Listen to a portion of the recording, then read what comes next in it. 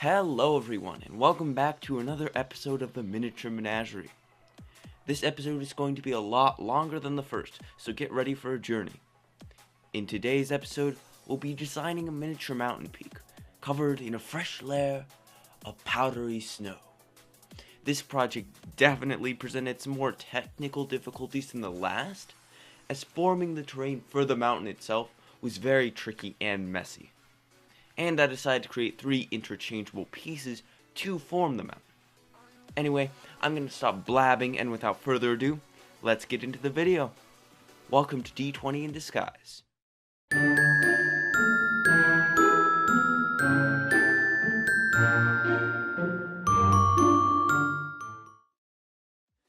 To start us off, I'll quickly walk you through the steps I took to create each slice of the peak. But before I do that, just a quick warning. This project is very messy and extensive, so I would suggest to cover your workspace completely in newspaper or some other appropriate covering. I began by cutting pieces of cardboard to form a frame for the mountain terrain. After the glue dried, I used masking tape and newspaper to form a makeshift base for the terrain. I continued by purchasing some plaster cloth and layering it over the newspaper, finishing the shape of the different pieces of the mountain. All that was left to do was to paint the peak, and the project was complete. Let's look at each of those steps in a little more detail.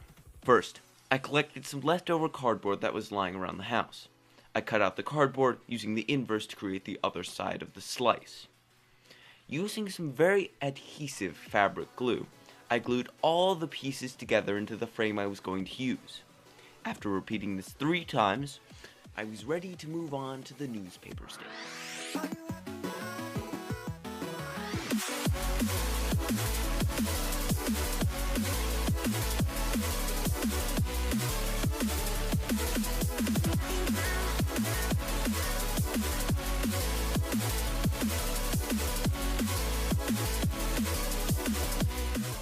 After collecting the materials I needed, including the newspaper and a roll of masking tape, I crumpled up the newspaper and layered it within the frame to form kind of the shape I wanted for that slice of the peak. I used masking tape to secure all the newspaper to the frame, and was finally ready to add some plaster cloth to the frame.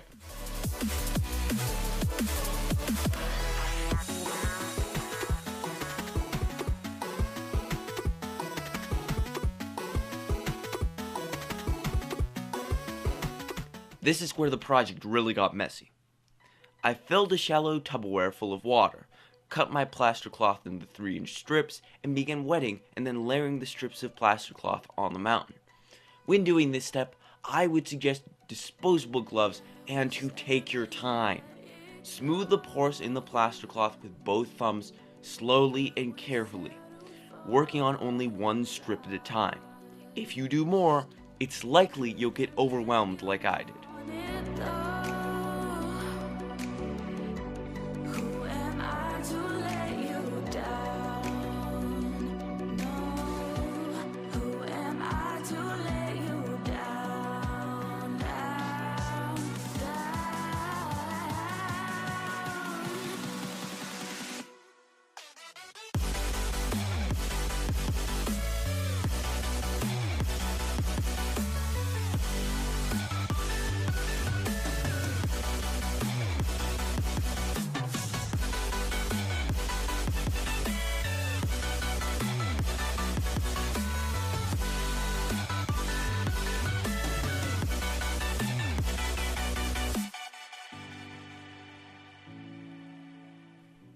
After about an hour and a half of slow work, I finally completed the 2 quarters that needed plaster cloth still. If you're using the same plaster cloth as me, I would suggest buying 2 rolls of this stuff, as I just barely, and I do mean barely, had enough for those 2 slices of the mountain. So I was just about to get a painting, and I looked outside, and this was my weather. So I guess this episode's creation is kind of appropriate, I guess. After laying down the plaster cloth and letting it dry overnight, I was ready to paint. I decided to blend my paints so the bottom of the peak had a tone of stone which was quite darker than the areas nearer to the peak, which turned out to look really good. Just for realism, and so miniatures could actually be used on this terrain, I added in some flat and snowy patches to each of the segments, where you can put miniature conifers and other miniatures. For these snowy areas, I cleaned up the original white plaster cloth with some white acrylic, and added texture by layering glue thickly and dusting snow powder over the area.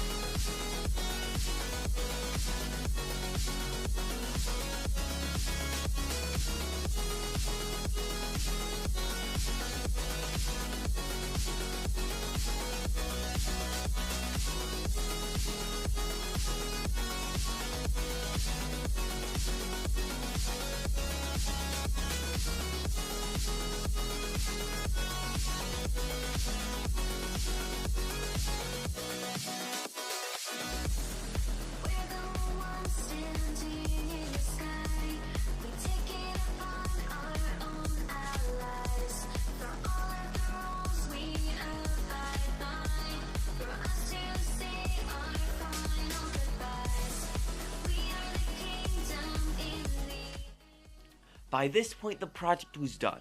I added some decor and placed it in my miniature Hall of Fame, next to my other, most impressive miniature scene, the Dragon's Lair. This project was an absolute blast to do, and scenes like this have always inspired me for future adventures I might design. A good example of this is this little perch on the original segment of the mountain I created. I see this as a perfect place to put a giant bird's nest. This alone could burst so many adventure ideas. Maybe the characters have to steal a roc's egg for a collector. Anyway, I hope you all enjoyed the video, but before I go, I'm going to start a new tradition for the Miniature Menagerie. For each episode, I'll be making a little miniature short film using that episode's creation. Enjoy the first ever mini menage short, Icefall.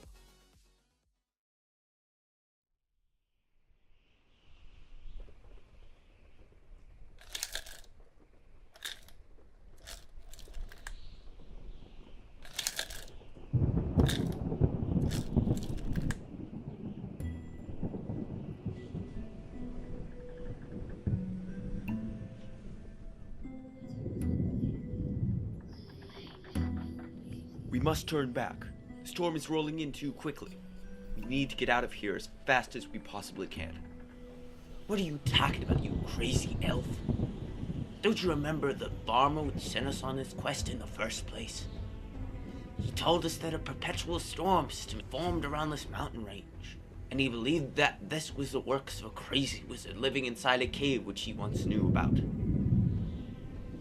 He implored us to explore the cave and try and find the wizard. I understand that, but we need to get out of here as fast as we can.